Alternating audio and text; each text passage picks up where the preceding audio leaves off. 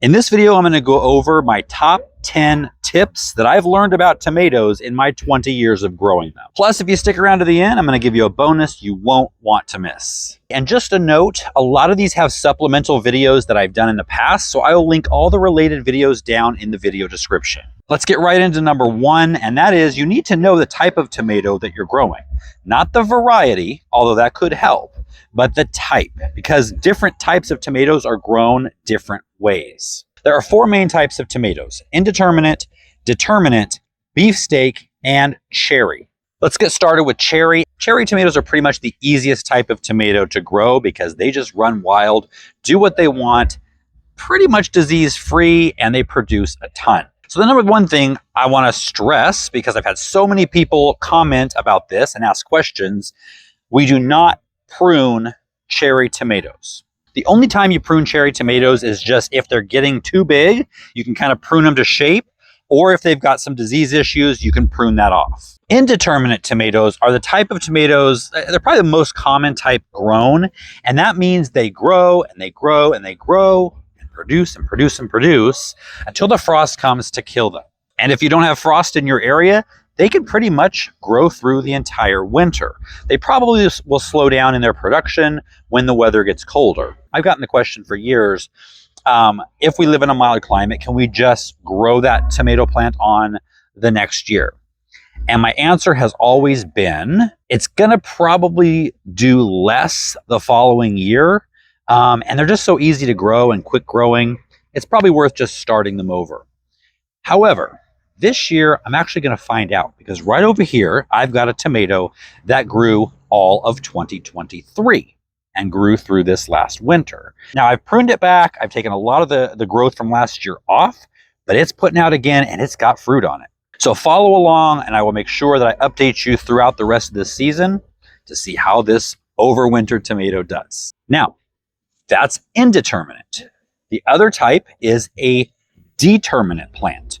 And these are something like Roma tomatoes, where they stay compact, maybe 2-3 feet tall, maybe 4. They produce most of their fruit all at one time, and then they're done. These don't need pruning either. I'm going to get into pruning the indeterminate type a little bit later in this video. The last type of tomato is a beefsteak, and they're kind of a hybrid between indeterminate and determinate. They produce more flowers and fruit on their side branches, where indeterminates usually don't. And so we really kind of want to just prune for shape. You can let the side branches produce one truss of fruit and then cut that side branch off of that so it doesn't kind of go crazy and take over. But minimal pruning is good for beefsteak tomatoes. Tip number 2 is about the amount of hours of sun that tomatoes require. In northern latitudes in the United States, there's no question they actually need a full day of sun. 8 hours or more of direct sunlight is best. If you're in the southern part of the United States, and Texas, I'm definitely looking at you, you just get too hot in the summertime to have them in full sun. And so you can drop them down to 5 or 6 hours and shade them either midday or in the afternoon. You can use shade cloth, other trees, a fence, however you want to do that. But you want to cut down on the amount of sun they use. Now, if your garden is completely sunny in these areas, get some 35% shade cloth and you can grow the tomatoes under the shade cloth, and that will bring the temperature down. The problem with high temperatures with tomatoes is that the flowers tend to drop off. The plant wants to save its energy in the heat to ripen the fruit it's already got, or just to make it through a really hot summer.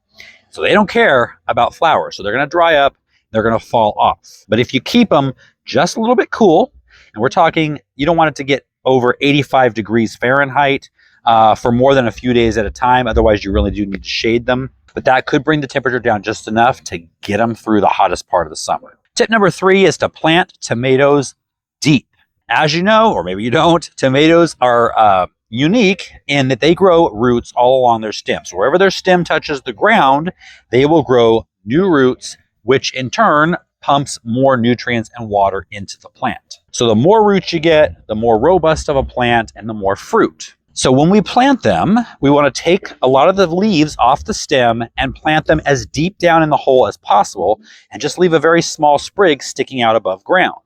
If you've got a really long one or you have shallow beds, you can actually lay the tomato plant down in a trench, cover it that way, and the end of the tomato plant in a couple of days will right itself and grow straight up. And you'll have the benefit of all that stem being underground, growing new roots. Tip number 4 is to definitely incorporate companion plants with your tomatoes. Now, the biggest one by far for me is basil, and I always grow a row of basil here along the front of my tomato beds. The moth that lays the eggs that become the dreaded tomato hornworm, they find tomatoes through scent. And so if you can put another strongly scented plant with your tomatoes, like basil, I can smell it just sitting right here, it's going to confuse that moth and they're not going to be able to find the tomato plant. And I'm telling you, it works. I've done it the last 6-7 years. Never, ever have I had a tomato hornworm on my plant, except one year, a couple years ago, I planted one tomato in another part of the property, didn't even think about putting basil there. That's the one I got tomato hornworms on. Now, I have a video that I'll put down below. It's a whole bunch of companion plants. I think there was 10 in that video that you can use for all different kinds of pests and diseases for tomatoes. So make sure you look for that one. Number 5 is fertilizing your tomatoes correctly.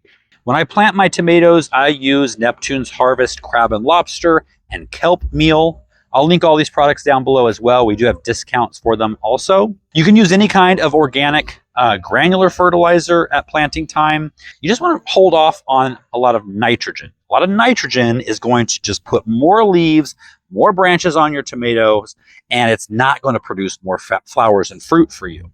What you want is a higher middle number, phosphorus, to produce the fruit, and the last number, which is potassium. So keep the first number low. So throughout the season, I use Neptune's Harvest Tomato and Veg, which is specially formulated for tomatoes. It's a 2-4-2. So you get the higher middle number, which is the phosphorus. And I'll use that every couple of weeks throughout the season. Take a look at this plant here, fruiting its little head off. But do you notice the ratio of leaves to fruit? There's almost no leaves. This plant gets very little nitrogen, but lots of phosphorus.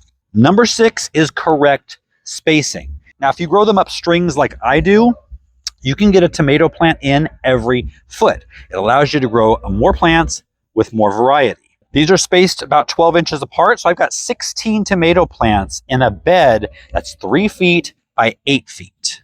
If you're not growing your tomato plants up a string or cordon method, you want to space them a lot wider apart. So if it's a determinate plant, like a Roma tomato, maybe 2 feet apart would be good. And if it's an indeterminate plant, you want to space it maybe 3 to 4 feet from the next tomato. Now, while we're talking about spacing and support, if you're not using a string or a cane to grow them up like this, like these are done, then you want to use a tomato cage.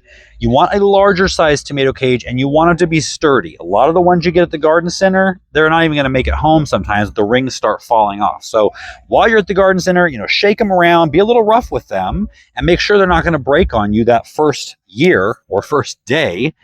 You want something that's going to last a few years. Or you can do what my grandma always did, and that is just plant your tomato, put some sticks around it, wrap some string around those sticks, and it's going to do just fine. Now, for indeterminate tomatoes, I definitely prefer the cordon method, growing them up single stem, because it lets a lot more airflow through the plant. So if you live in one of those places that's humid, muggy, hot throughout the summer, this is the way you want to do it to prevent disease.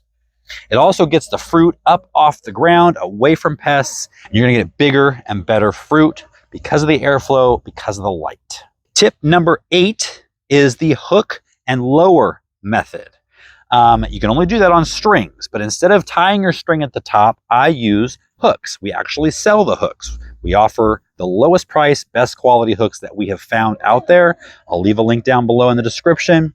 But what this allows you to do, normally when you would grow up a string or a cane, when it gets to the top of the string or cane, typically you're going to cut it off.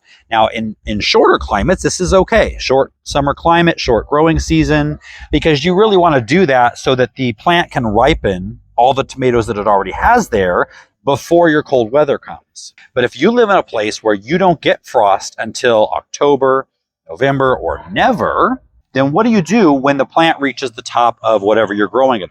It can start to flop over and you can just let it grow back down, but a lot of times it gets heavy, it'll break, bend, it gets diseased. It's just not a good way of doing things. But if you have the hooks, you can just unhook that hook, let some more string out. It lowers the entire plant down. So now it has another 2 feet to grow. When it reaches the top again, let some more string out. It lowers the plant down. You can do this indefinitely, pretty much till you run out of string or till the cold weather comes to kill it. We've sold out on these hooks so many times over the last 3 years of offering them because they work so well and you guys love them. They are in stock right now though. So if you haven't tried it, definitely give them a try. Tip number 9 is to prune the tomato plants that can be pruned. Now, we've already talked about don't prune cherry tomatoes. You don't need to prune determinate tomatoes and mildly prune beefsteak. But the indeterminate type definitely benefit from pruning, especially again if you live in hot, humid climates. The first thing I do is simply take the leaves off the plants at the bottom that start to yellow and turn brown. This is completely normal. A lot of people freak out when this happens if they're their first time growing tomatoes. The leaves are going to turn brown. In fact, generally by mid-season, the bottom 3 feet of my tomatoes are completely bare with just bunches of tomatoes hanging there. You also want to take out the excess leaves so you can actually kind of see through the plants. Again, this is all about airflow and preventing disease. And then if you're single stemming your tomatoes, most of the fruit on an indeterminate tomato grows off of that main stem. And so all the side shoots that develop in the armpits of the tomato, which is where the main stem meets a leaf, you're going to get a growth right there. That's going to put out almost a whole other tomato plant. Now you might get some flowers, you might get a few fruit on that, but not enough to worry about the expense that it's going to take in energy from that plant. So I go through and I pluck off all of those side branches that are growing out of the armpits. And I just wrap the tomato plant around the string all the way to the top of the trellis. Number 10 is to keep your plants. Thank you. Number 10 is to keep your plants consistently and evenly moist. You don't want tomato plants to dry out severely and then get a bunch of water. That's uneven watering, and you're going to get things like cracking. Think of a human when they gain a lot of weight, they'll get stretch marks. So it's the same for a tomato. They go dry and then get a bunch of water. They suck up as much water as they can, and the skins can't hold it. They split. Now you can still eat a tomato like this. Just cut off those stretch marks, those cracks. Another thing that can happen with uneven watering is blossom end rot. A lot of people think this is from a lack of calcium in the soil. Typically, that's not the case. There's usually plenty of calcium in your soil, but it can't be sucked up into the plant without enough water. So usually the fix for blossom end rot is just start watering evenly and it will correct itself. And you can use the finger method. Stick your finger 2 inches in the soil. If you feel wetness, don't water. Feels dry, water. While we're talking about watering, you always want to water tomatoes from below. You don't want sprinklers, overhead watering, spraying with a hose. That's going to invite disease. Not only is it going to, make the leaves wet, and if they stay wet, it's a great breeding ground for bacteria. But if you spray against the ground and that water splashes from the ground to the plant, there are spores living on and in your soil of bad bacteria, viruses that are going to splash up to the leaves of your plant. They're going to find a great home and they're going to proliferate.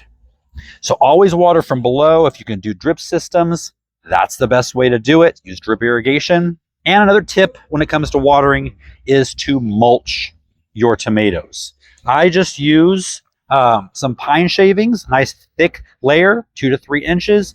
That's going to keep weeds down, but it's also going to keep the moisture in the soil rather than just evaporating on those hot days. And you can use anything that is kind of organic and will break down. Pine needles, pine shavings, grass clippings, newspaper, cardboard, anything. I think tip number 10 had a lot of mini tips in it.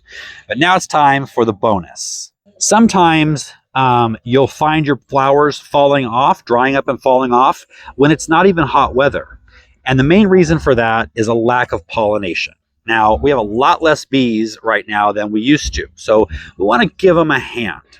A really fun and easy way to do this is go to Dollar Tree, get yourself a cheap $1, $1.50, $2, whatever they are, electric toothbrush. And you can just hold that electric toothbrush on the flowers, and that vibration mimics a bumblebee's vibration. And you're going to pollinate the flower.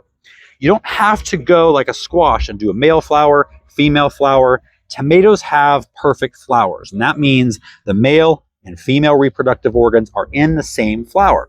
So you just have to move it around just a little bit to get the pollen to where it's supposed to go. So the toothbrush will work, a little paintbrush will work, just go around and brush all the flowers. Or if you're growing them on a string or a tomato cage, just hit that every day as you walk by it. And that's just going to jostle them enough to get the pollen where it needs to go. On dry days, if you do it on a wet day, that pollen's going to be gummy and it's not going to kind of make that poof and go where it needs to go. So you want to make sure you're doing it in dry weather. I hope these tips helped. If you learned something, definitely give the video a thumbs up. Subscribe if you haven't already. And click on this video right here if you want to learn about something you probably have in your medicine cabinet right now that's going to keep your plants disease-free. It's going to give you better fruit and just overall healthier tomato plants. And if you have a hot, humid summer, I'm definitely talking about you. You need to click that video right now. I'll see you guys next time.